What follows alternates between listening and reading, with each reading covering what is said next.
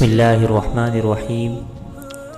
السلام علیکم ورحمۃ اللہ وبرکاتہ۔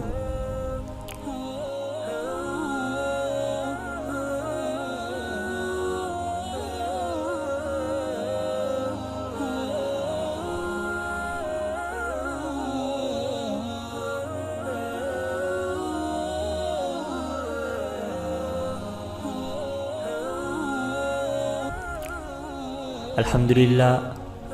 ترک قوم نے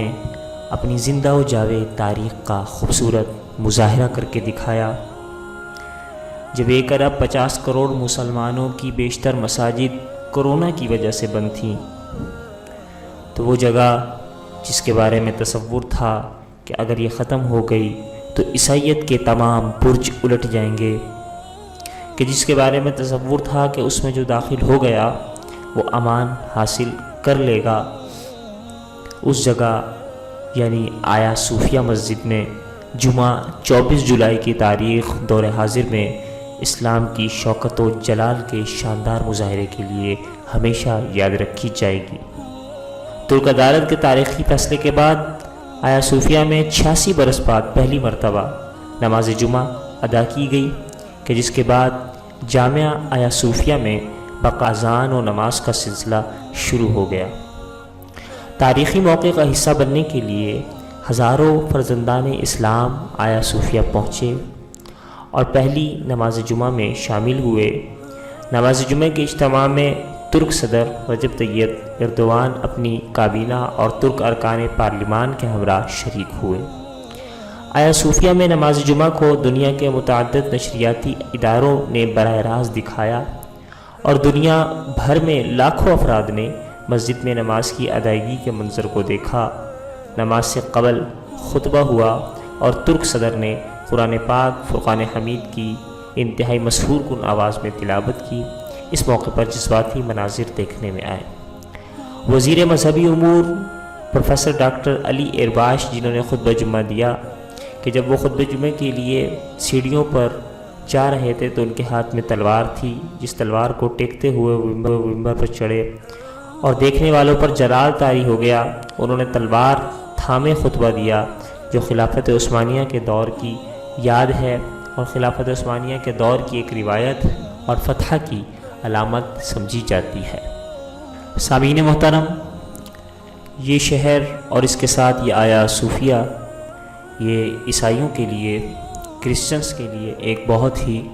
مبارک جگہ ہے اور بہت بڑی عبادت گاہ، کہ جب عیسائیوں کے دو بڑے فرقے میں سے ایک فرقے کی عبادت اور مرکز یہی آیا صوفیہ تھی، اور روم اور قسطنطنیہ کے جو دو بڑے کلیسا تھے ان میں آیا صوفیہ اس لحاظ سے روم کے کلیسا پر فائق تھا کہ روم کے کلیسا کے مقابلے میں عیسائیوں کا مرکز اور عیسائیوں کی قدیم عبادت گاہ آیا صوفیہ، اور اس کی بنیاد 3 صدی عیسوی میں اسی رومی بادشاہ قسطنطین کا پہلا عیسائی بادشاہ تھا، اور جس کے نام پر اس شہر کا نام بیزنطیہ سے قسطنطنیہ رکھا گیا۔ یہ شہر قسطنطنیہ جہاں عیسائیوں کے لیے بڑا معتبر ہے، وہیں اس شہر سے تعلق، اس شہر کے فتح کی خوشخبری آقا نامدار سرور دو عالم صلی اللہ تعالی علیہ وآلہ وسلم نے ارشاد فرمائی۔ اس شہر کو فتح کرنے والے پہلے لشکر سے متعلق بھی فرمایا تھا کہ اللہ ان پر دوزخ کی آگ حرام کرے گا، اور فرمایا تھا کہ جب فتح ہوگا تو بہت ہی مبارک ہوگا وہ لشکر جو اسے فتح ہوگا، اور کیسا امین ہوگا وہ سپہ سالار جو اسے فتح کرے گا۔ حضور نبی کریم صلی اللہ تعالی علیہ وآلہ وسلم کی یہ بشارت پوری ہوئی سلطان فاتح محمد کے دور میں 1753 میں، کہ جب اس شہر کو مکمل طور پر فتح کیا گیا اور یہ قسطنطنیہ سے استنبول بنا۔ اور پھر عیسائیت نے بھی دیکھا کہ جب سلطان فاتح محمد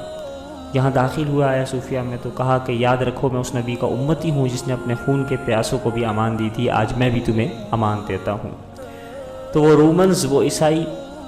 جنہیں یاد تھا کہ کبھی بربر آ کر ان کو تحقیق کرتے تھے، کبھی یونانی آ کر ان کے عورتیں، بچوں، بڑوں، بوڑھوں کو قتل عام کرتے تھے، لیکن سلطان فاتح محمد نے انہیں امان دی۔ تو آج بھی سلطان فاتح محمد کے حقیقی جانشین رجب طیب اردوان نے جو ہے اسی آیا صوفیہ میں تمام مسلمانوں کو اکٹھا کیا کہ جب دنیا بھر کے مسلمان خاموش تھے تو یہ انہونی ہوئی کہ وہ مرکز جو 100 سال سے سیکولر الہاد کی تہذیب بنا ہوا تھا، علامت بنا ہوا تھا، اس مرکز میں اذانیں بلند کیں، اور اقبال کے اذانیں کبھی مشرق کی کلیساؤں میں، کبھی افریقہ کی تپتی ہوئی صحراؤں میں۔ نماز کی ادائیگی کے لیے بے شمار انتظامات کیے گئے، لوگ ایک دن پہلے ہی وہاں جمع ہونا شروع ہو گئے، اور لوگوں کا نعرہ تھا اللہ اکبر اللہ اکبر۔ تپتی ہوئی دھوپوں میں لوگ کھڑے تھے، سینکڑوں لوگوں نے ترکی اور عثمانی پرچم اٹھا رکھے تھے، مسجد کے اندر باہر اطراف میں ہزاروں لوگ موجود تھے۔ کوئی بھی اس تاریخی موقع سے محروم نہیں ہونا چاہتا تھا، اور اس طرح 86 سال بعد آیا صوفیہ میں لوگ اپنے رب کے حضور سے درریز ہوئے۔ ترک میڈیا کے مطابق آیا صوفیہ میں نماز جمعہ کے موقع پر اطراف میں لوگوں کا رش ہونے کی وجہ سے مرد و خواتین کے لیے مختص کی گئی تمام جگہیں مکمل طور پر بھر گئیں۔ خطبہ جمعہ کے دوران امام نے طویل دعا کروائی، جس میں مسلم امہ کے دوبارہ عروج کی دعائیں مانگی گئی۔ لوگوں نے اشکبار آنکھوں سے دنیا بھر میں مسلمانوں پر ہونے والے مظالم سے نجات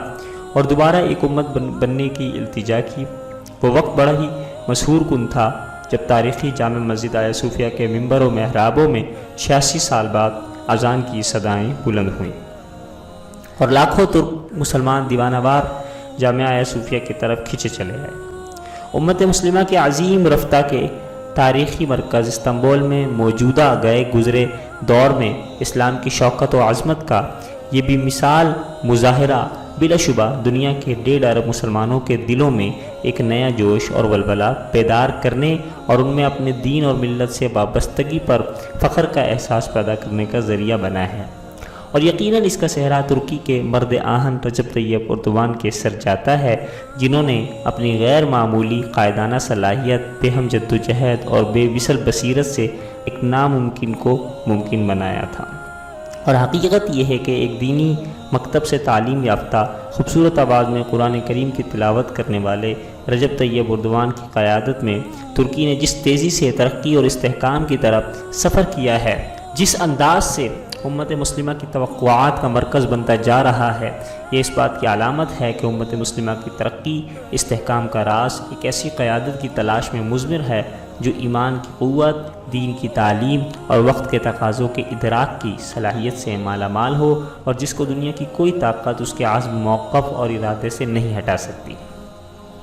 ہم سمجھتے ہیں کہ پوری اسلامی دنیا کو عالم اسلام کے مسائل کے حوالے سے ترکی کے جرات مندانہ اقدامات کی حمایت کرنی چاہیے، اور جو رجب طیب اردوان نے آیا صوفیہ کے بعد اعلان کیا ہے کہ اب بیت المقدس بھی انشاءاللہ فتح کریں گے، تو بالخصوص آیا صوفیہ کے بعد مسجد اقصیٰ کی بازیابی کے رجب طیب اردوان کے عزم کا بھرپور انداز میں ساتھ دینا چاہیے۔ لیکن یہاں پر یہ بات یاد رکھیں کہ کیا مغربی دنیا اس سارے معاملے پر خاموش بیٹھے گی؟ مغربی دنیا، کیا عیسائی کلیسا، عیسائی مذہب کے بڑے پوپ اس پر خاموش بیٹھیں گے؟ بالکل نہیں۔ کئی ممالک میں اس پر مظاہرے بھی کیے گئے، اور جب رجب طیب اردوان نے مسجد اقصیٰ کی بازیابی کی بات کی تو اس پر جو یہودی تھے وہ بھی تلملا اٹھے ہیں۔ تو یقیناً ایسا لگتا ہے کہ عیسائی اور یہودی، یہ کفار آپس کے اتحاد کے ساتھ یہ ترکی کے خلاف کوئی قدم اٹھانے کا ارادہ رکھتے ہیں۔ اللہ رب العزت ترکی کے اسلام پسند حکمرانوں کو کامیاب فرمائے، ان کی حفاظت فرمائے، ترکی میں اسلام کی حفاظت فرمائے۔ لیکن آنے والا وقت ترک قوم کے لیے اور ترکی کے اسلام پسند جماعتوں کے لیے آنے والا وقت بہت ہی مشکل نظر آتا ہے۔ اللہ تعالیٰ مسلمانوں کو توفیق دے کہ وہ اتحاد کے ساتھ، اتفاق کے ساتھ ترک قوم کا ساتھ دیں۔ اللہ رب العزت ہم سب کا حامی و ناصر ہو۔ السلام علیکم ورحمۃ اللہ وبرکاتہ۔